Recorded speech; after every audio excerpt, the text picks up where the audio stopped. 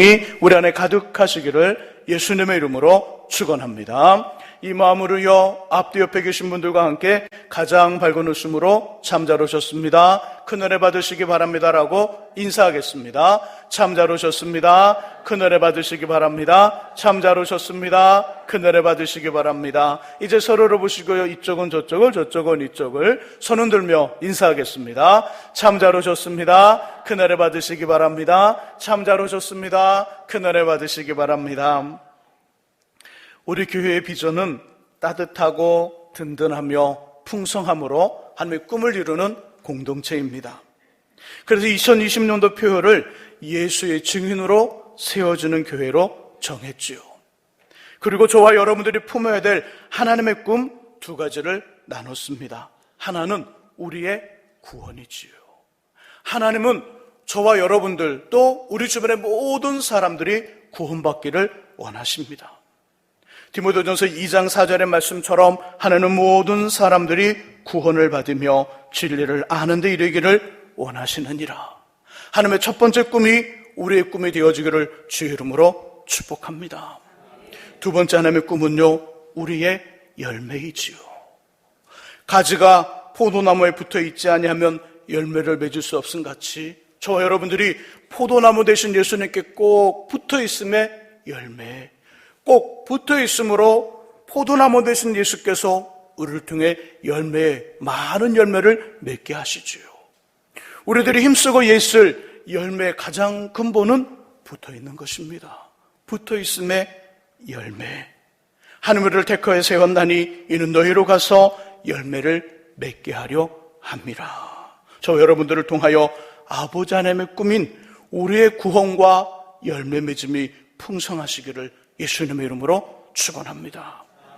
오늘부터는요, 하나님의 꿈을 이루는 구체적인 방법들을 성경을 통해 나누고자 합니다. 첫 번째는 따뜻함. 우리의 따뜻함. 현수막 중간에 보면 따뜻함이라는 말이 나오지요. 한번 그 부분 함께 읽어보겠습니다. 시작. 은혜의 따뜻함. 은혜의 따뜻함. 맞습니다. 따뜻해야 하나님의 꿈인 구원과 열매를 맺을 수 있습니다. 제가 부목사로 사역을 할 때 그 교회는 이런 특징의 구조를 가진 교회였어요. 우리는 지금 2층의 사무실과 저의 사무실, 어떤 중심의 교회의 중심이 2층에 있는데요. 그 교회는 옥상이 그 중심, 교회의 중심이었습니다. 사무실이 그곳에 있었고 목사님의 사무실도 거기 있었고 일반 또 장로님들이 모이는 사무실도 그곳에 있었습니다. 그러다 보니까 옥상문을 열어놓으면 새들이 그 옥상문을 통해서 그 계단으로 들어와요. 계단으로 들어오면 새들이 이게 조금 약하잖아요. 그러니까 들어온 김에 들어오면서 나가는 길을 까먹어 버려요. 그래서 들어온 길을 못 찾고 마구 날아다닙니다. 나름 저렇게 유리를 쾅쾅쾅 머리를 쪄요. 그럼 제가 가서 1층의 출입구를 활짝 엽니다. 1층 출입구와 옥상문을 열면 또 신기하게도 그때는 머리가 잘 돌아가나 봐요. 출입구에 또 출입구를 찾아 다 나가서 살아요. 근데 어느 날 새 한 마리가 날아 돌았는데 이 새는요, 그 머리를 그 유리에 꽝꽝 부딪히지도 않고요, 가만히 계단에 이렇게 마치 그 암탉이 그 알을 낳는 자세로 가만히 있는 거예요. 속으로 생각했어요. 새끼를 낳나? 야, 대단한 날이다. 오늘 새끼까지? 새끼 한 마리에 어미새 2마리가 같이 있네? 그런 마음을 가지고 딱 봤더니 가만히 있는 거예요. 그때 저희 집 아이들이 막 동물들의 관심을 가지고 있을 때, 동물들 막 관심을 가져서 만져보기 좋아하고 먹이를 줄 때였거든요. 제 마음에 이런 마음이 들었어요. 야, 이제 오전 일을 다 마무리하고 집에 가 점심을 먹을 시간이라 저 새를 꼭 가지고 집에 가서 아이들한테 만져보게 하면 좋겠다. 만져보게 하고 뭘 주면 될까요? 먹이로 뭘 주죠? 쌀. 맞아요. 쌀을 주면 좋겠다. 그럼 신기한 일이 오늘 벌어지겠네. 제가 더 신이 나는 거예요. 야, 이제 새를 잡아가서 이렇게 꽉 잘 집에 가서 아이들한테 하면 좋겠다. 그런 마음이 신이 났는데요. 손을 딱 잡고 새를 딱 잡았는데 발이 움직이지 않는 거예요.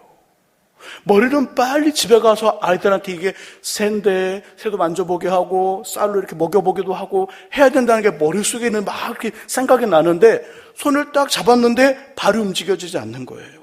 왜냐하면 제 손에 들어와 있는 새의 가슴이 쿵쾅 쿵쾅 쿵쾅 뛰는 거예요. 쿵쾅 쿵쾅 뛸 때마다 어떤 일이 벌어지냐면 새로부터의 열기, 온기와 따뜻함이 손에 감각이 되기 시작하는 거예요. 쿵쾅 쿵쾅 할 때마다 이 심장에서 피를 내뿜는 거잖아요. 쿵쾅 쿵쾅 할 때마다. 근데 새도 똑같이 피를 내뿜는 건지 모르지만 하여간 제 손에 쿵쾅 할 때마다 이 따뜻함이 전파되는 거죠. 이렇게 전파. 이 열기와 온기가 새의 따뜻함이 저에게 전파되고 전달되어지면서 제 생각이 싹 사라졌어요.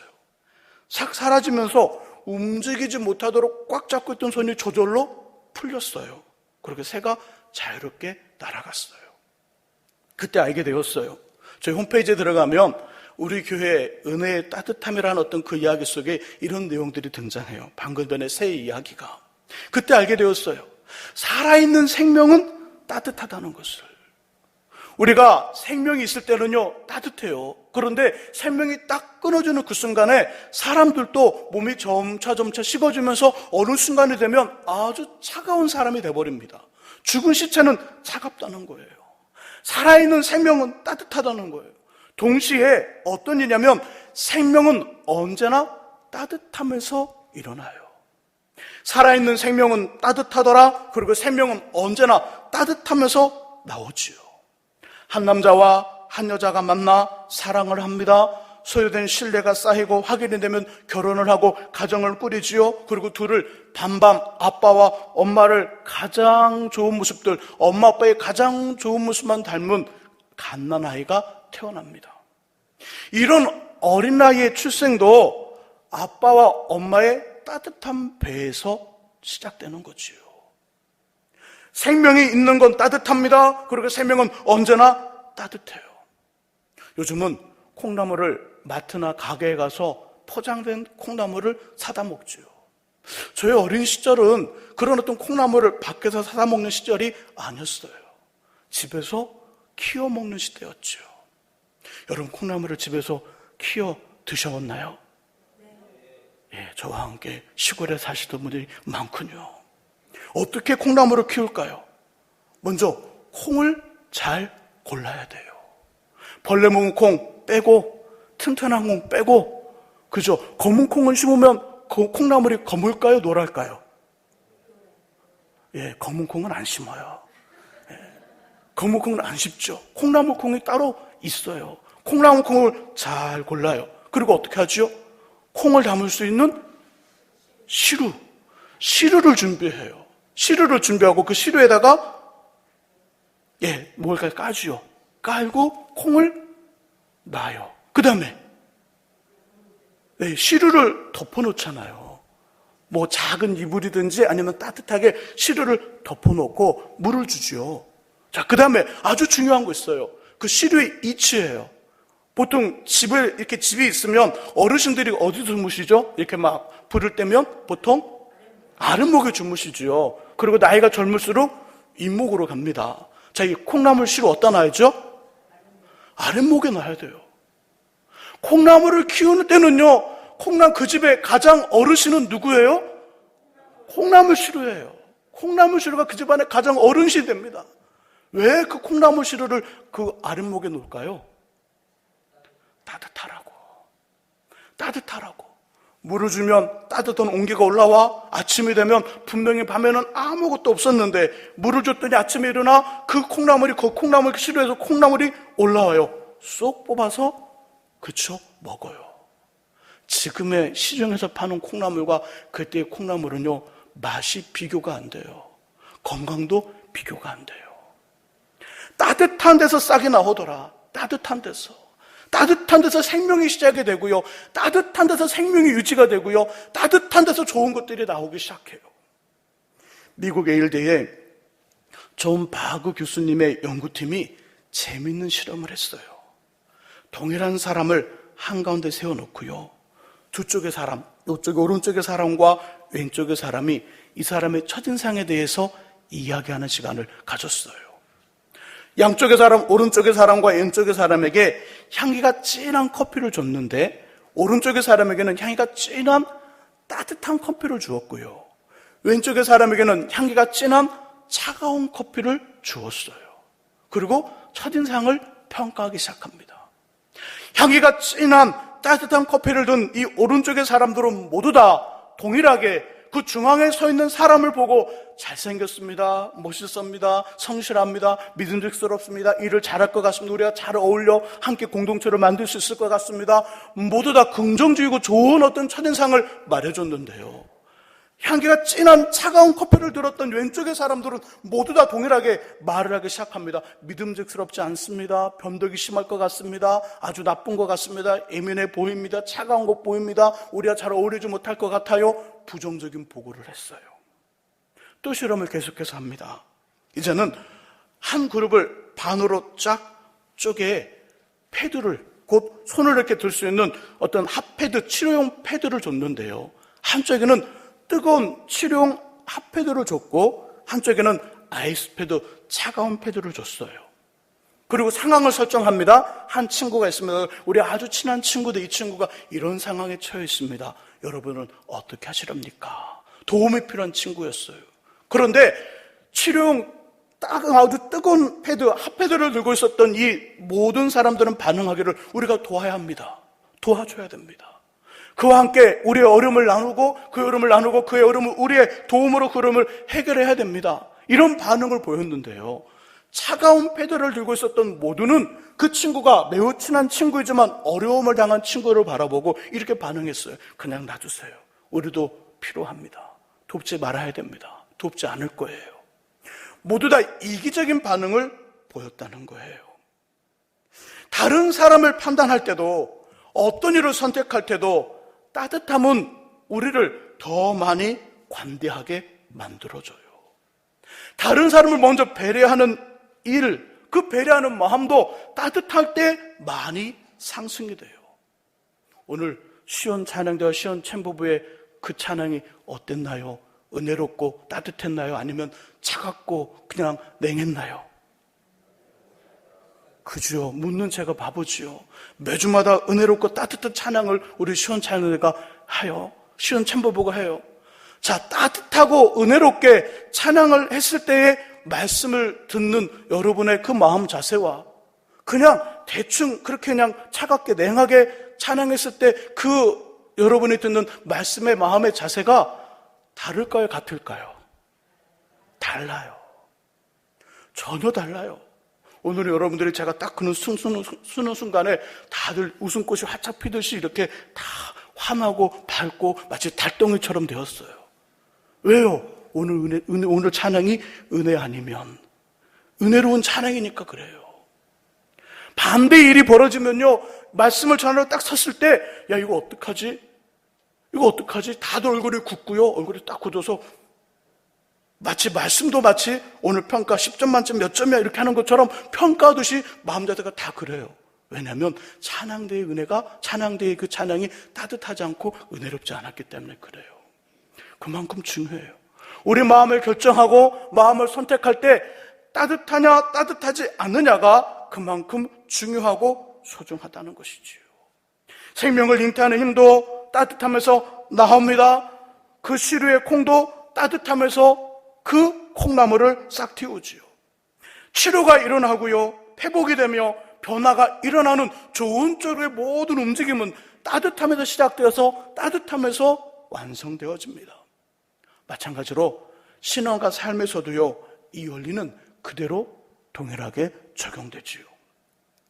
저 여러분들이 따뜻하면 우리 안에 생명의 씨앗 되신 예수님 생명의 그 사랑의 싹이 나와요. 우리 안에는 예수님의 씨앗이 있죠. 우리 안에 씨앗이 있는데 우리가 따뜻하면 마치 시루의 콩처럼 그 콩나물이 올라오는 것처럼 우리가 따뜻하면 우리 안에 예수님의 사랑의 씨앗이 드디어 싹을 내고 줄기가 자라고 꽃이 피고 열매를 맺기 시작합니다. 하나님의 꿈, 우리의 열매, 그 따뜻함에서 열매가 되어주지요. 우리들이 따뜻하면 우리 마음의 밭에 떨어진 복음의 씨앗이 새싹을 냅니다. 튼튼하게 자랍니다. 큰 믿음의 나무가 되어서 많은 사람들을 주님 품으로 인도할 수 있어요. 하나님의 꿈, 우리의 구원, 바로 전도자 예수의 증인으로 세워지는 삶을 살아갈 수 있다는 것이지요. 따뜻하시기를 예수님의 이름으로 축복합니다. 그럼 어떻게 따뜻해질 수 있을까요? 어떻게 하면 저 여러분들이 따뜻해질 수 있을까요? 본문에 그 답이 있습니다. 본문의 말씀을 다시 한 번 더 읽어봅니다. 에베소서 2장 8절의 말씀 읽으시면서 따뜻해지는 방법을 찾아보시기 바랍니다. 2장 8절 같이 읽습니다. 너희는 그 은혜에 의하여 믿음으로 말미암아 구원을 받았으니 이것은 너희에게서 난 것이 아니요 하나님의 선물이라. 아멘. 따뜻해지는 방법 있죠? 뭘까요? 은혜를 받는 거예요. 은혜를 받으면 따뜻해진다는 거예요. 오늘 본문의 말씀 속에 2장 8절의 초반부에 보니까 너희는 그 은혜에 의하여, 은혜로 말미하여, 은혜로 말미암아, 은혜로 인하여 우리 마음이 따뜻해지더라. 구원을 받고 따뜻해지더라. 하나님 주신 은혜를 받으면 영혼이 따뜻해집니다. 영혼이 따뜻해지고요, 마음이 따뜻해지고요, 몸이 따뜻해져요. 하나님의 은혜의 성격은 따뜻함이에요. 차가운 것이 아니에요. 하나님의 은혜의 성격은 따뜻해요. 차가운 우리를 압축시키고 우리를 힘들게 만들고요, 우리를 무자연스럽게 만듭니다. 그러나 따뜻함은 우리 몸을 자연스럽게 만들어주지요. 사도행전 2장 1절의 말씀에 보면 오순절에 각 지방의 사람들이 예루살렘 성전을 찾아왔을 때 기가 막힌 현상이 나타나죠. 성령이 강림하셔요. 그때의 광경을 누가는 이렇게 표현합니다. 뭐라고 표현하냐면 두 가지로 표현하는데, 하나는 그들이 다 성령의 충만함을 받고 성령의 말하게 하심을 따라 다른 언어들로 말하기를 시작하더라. 그것은 모여있는 모든 지방의 사람들의 언어로 말하기 시작했다는 거예요. 그 초대교회 성도들이. 이게 첫 번째 특징이었어요. 두 번째 특징은 뭘까요? 그 보여주는 성령의 충만을 표현하기를 이렇게 표현하나요? 이렇게 표현하는데 뭐라고 표현하냐면 급하고 강한 바람 같은 소리더라. 두 번째는 불의 혀와 같더라. 불의 혀. 불의 혀, 불, 뜨겁고 따뜻함을 말합니다. 하나님의 은혜의 특징의 첫 번째는 따뜻한 거예요. 그리고 따뜻하고 우리를 그 따뜻함에서 변화시켜 새 생명의 삶으로 살아가게 한다는 것이지요. 우리 어르신들 이런 고백을 했어요. 어느 집회에 갔더니 그날 내가 성령의 충만함을 경험하고 성령을 경험했더라. 그래서 몸이 너무너무 뜨거워 떼굴떼굴 굴렀더라. 우리 어르신들의 표현이고 한국 기독 역사에 보면 기독교 역사에 그런 글귀들이 나와요. 어느 집회에 그날 성령께서 강하게 역사하셔서 몸의 뜨거움을 경험하여 대굴대굴 구르는 사람들이 많았더라. 하나님의 특징은 뜨거움입니다. 성령의 그 특징도 따뜻함입니다. 또한 누가복음 24장 13절 35절의 말씀을 보면요, 엠마오로 가는 두 제자가 있었어요. 두 제자 주님과 함께 그 길을 갔지만 가는 도중에는 그가 예수님인지 몰랐죠. 마지막 헤어지는 장면에 주님이 그들의 기도했을 때 그 눈이 열리면서 아, 이분이 예수님이구나 알아찼을 때 이미 예수님은 다른 곳에 가 계셨죠. 그들 이렇게 표현했어요. 누가복음 24장 32절의 말씀 속에 보니까 이렇게 표현하기를 그들이 서로 말하되 길에서 우리에게 말씀하시고 우리에게 성경을 풀어주실 때에 우리 속에서 마음이 뜨겁지 아니하더냐. 예수께서 길에 함께 다닐 때 그가 예수인 줄 몰랐으나 그를 통해 풀어주는 성경의 말씀들은 우리 마음을 뜨겁게 했더라. 그가 전해주고 그가 전파하는 하나님의 말씀은 우리를 뜨겁게 만들어 주었더라. 성령의 특징도 따뜻함이었는데요, 하나님 말씀의 은혜도 따뜻함이라는 거예요. 우리 속에서 우리 마음이 뜨겁지 아니하더냐. 하나님의 은혜는 따뜻해요. 어느 한 청년이 있었습니다. 이 청년은요, 취업을 준비하는 청년이에요. 매일 도서관에서 또 가서 공부를 하는 청년이지요. 공부하기 전에 이 청년은 어떤 습관이 있냐면 말씀을 항상 한 장씩 읽는 습관이 있어요. 말씀을 한 장 읽고 공부를 시작해요. 근데 그날 하나님이 그 청년이 있는 도서관에 그를 찾아오신 거예요. 말씀을 읽는데 계속해서 읽던 말씀이 그날따라 너무나 다르게 자기에게 다가오는 거예요. 말씀 속에서 하나님 역사하시는 거예요. 말씀을 보면서 하나님을 경험하기 시작하는 거예요. 그리고 그가 그날 모든 공부를 다 포기하고 하루 종일 엉엉 울면서 펑펑 울면서 하나님만을 생각하는 그 하루를 보냈어요. 공부하러 왔던 청년이 공부도 하기 전에, 공부를 시작하기 전에 항상 읽던 말씀 속에서 하나님이 역사하시니까, 한 은혜를 주시니까 그가 펑펑 울며 하나님 앞에 머무는 그 경험을 했어요. 그 청년 이렇게 고백합니다. 나는 오늘 하나님을 경험했습니다. 말씀을 통해 나를 찾아온 하나님을 만났습니다. 그 만남은 이 땅의 삶을 사는 동안 어떤 때 어떤 상황에도 경험하지 못했던 따뜻함, 마치 너무나도 오랫동안 헤어져 있었던 부모님과 아이가 그 아이가 혼자 살아있었던 그 아이가 부모님을 만나 그 따뜻한 부모님의 품 안으로 들어가는 그 경험을 했습니다. 나는 하나님의 따뜻함을 경험하고 몸둘 바를 몰라 하나님 앞에 펑펑 우는 은혜를 경험했습니다. 이렇게 고백했어요. 은혜를 받으면 마음이 뜨거워져요. 따뜻해집니다. 마음만이 아니라 영혼도 몸도 따뜻해져요. 이것만이 아니죠. 은혜를 받으면 눈빛이 따뜻해져요. 교회에 오면요, 살벌한 눈빛을 가진 분들이 계셔요. 살짝 정면으로 보면 그 눈빛에서 레이저가 나올 수 있으니까 살짝 견으로 봐보세요. 내 옆에 있는 사람이 어떤 눈빛을 갖고 있는지. 그 눈빛이 은혜를 받으면 따뜻해진다니까요. 따뜻해져요. 그리고요, 은혜를 받으면요, 초롱초롱해져요. 초롱초롱해요.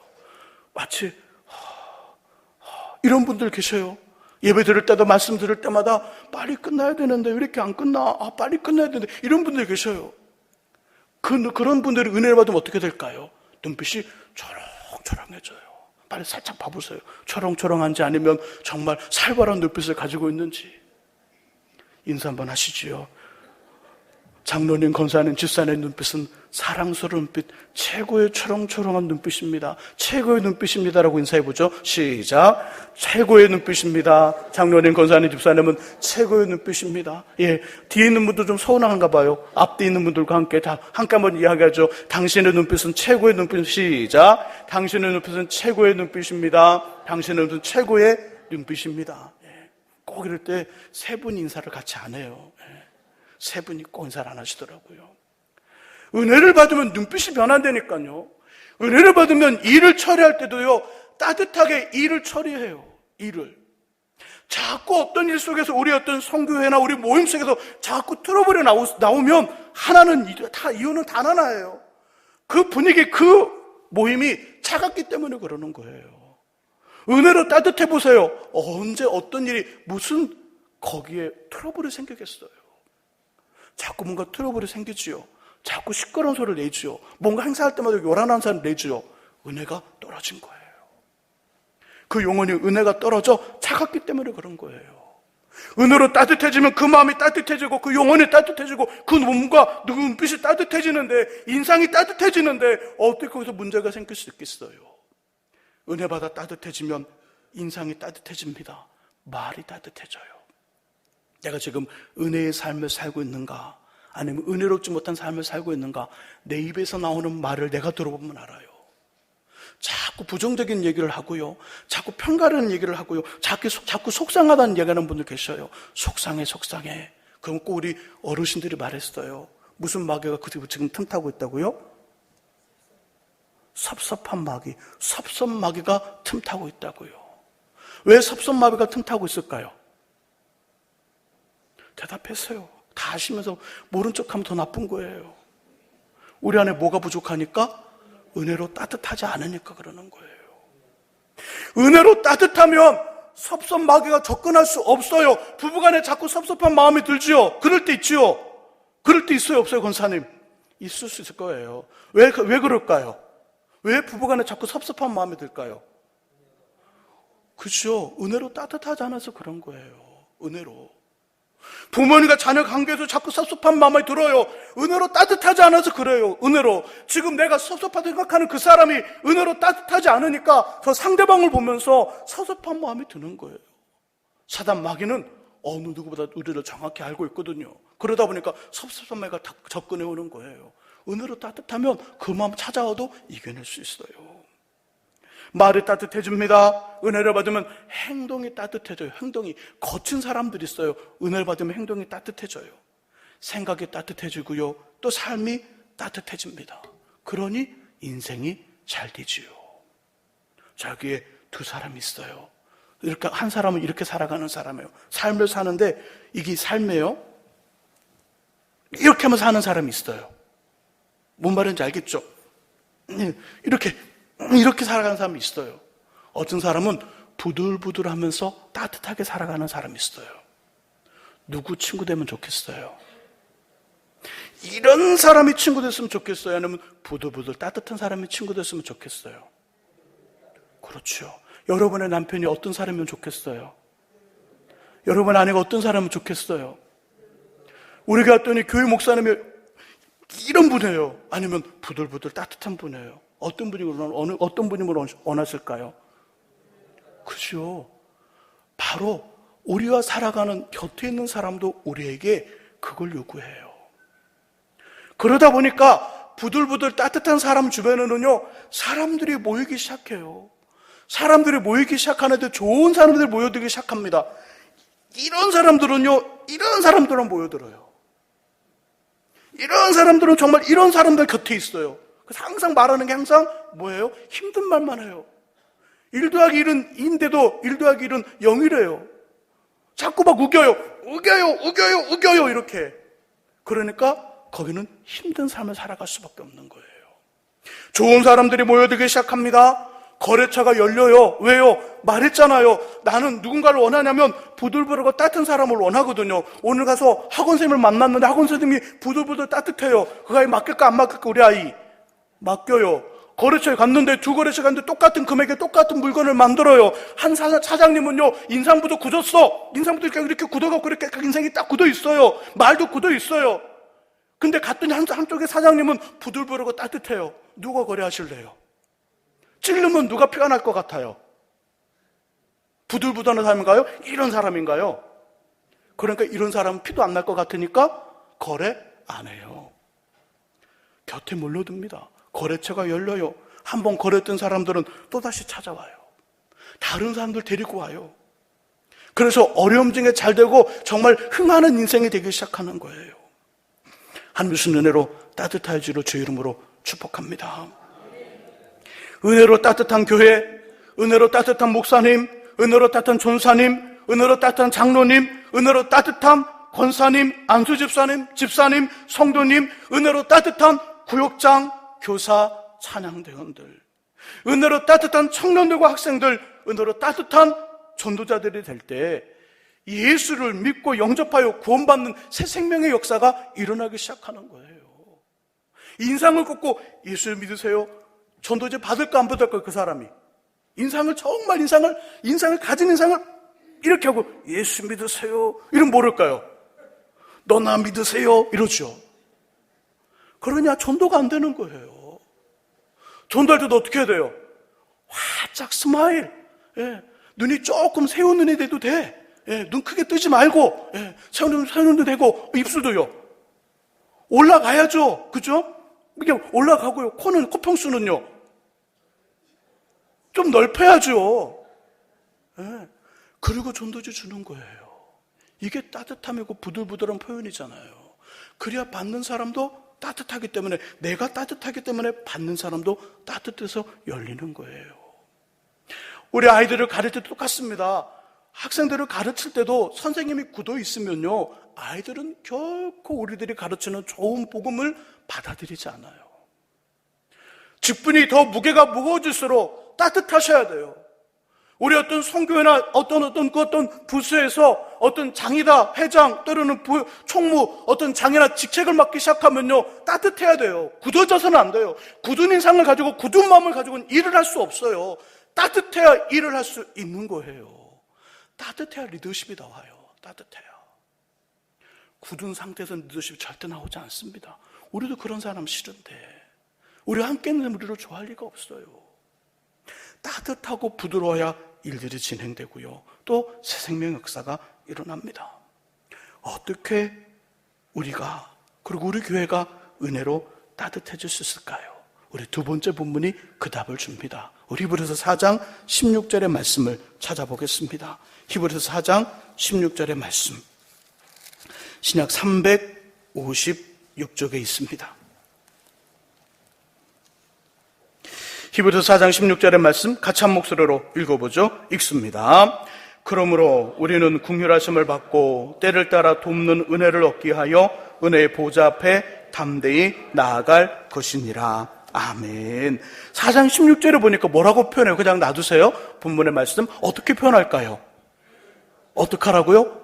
그 은혜를 누가 주신다고요? 하나님이 주신대요. 은혜만 주시는 것이 아니라 또 긍휼하심도 주신대요. 긍휼하심을 주고 때를 따라 돕는 은혜를 주님이 주시는데, 하나님이 주시는데 우리는 또 어떻게 하라고요? 담대히 은혜의 보좌 앞에 나아가래요. 저와 여러분들이 우리 교회가 따뜻해지는 방법은 다른 데 있는 게 아닙니다. 하나님 앞에 나아가 은혜를 받으면 돼요. 누가 먼저? 내가 먼저.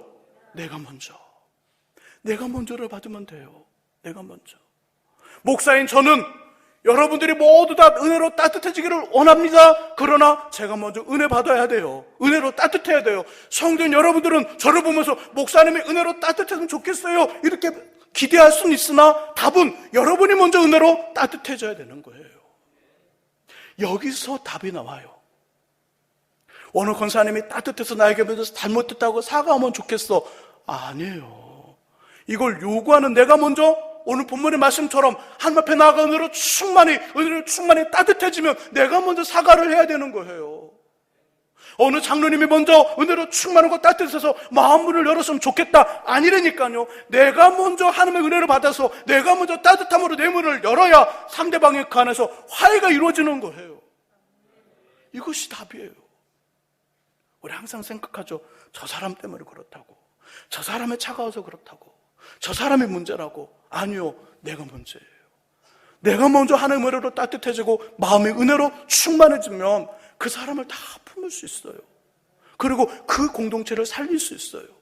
그것이 답이에요. 어떡하라고요? 누가 먼저라고요? 내가 먼저라고요. 하나님의 은혜로 따뜻한 저 여러분들, 우리 교회가 되어 모든 사람들이 구원을 받고 열매 맺기를 원하시는 하나님의 꿈이 우리들 안에서 이루어지는 역사 꼭 있기를 주님의 이름으로 축원합니다. 기도하겠습니다. 하나님 아버지, 은혜로 따뜻해지고 은혜로 따뜻해짐으로 아버지 열매를 맺는 삶, 또 구원을 이루는 삶이 될 수 있다고 말씀하고 계십니다. 내가 먼저 은혜를 구하게 하시고, 내가 먼저 하나님 보좌 앞에 담대히 나아가 은혜를 구하고 긍휼하심을 구하여 아버지 따뜻한 말과 따뜻한 마음과 따뜻한 인상과 따뜻한 삶을 살아가는 우리 되게 하여 주옵소서. 예수 그리스도의 이름으로 기도합니다. 아멘. 우리 함께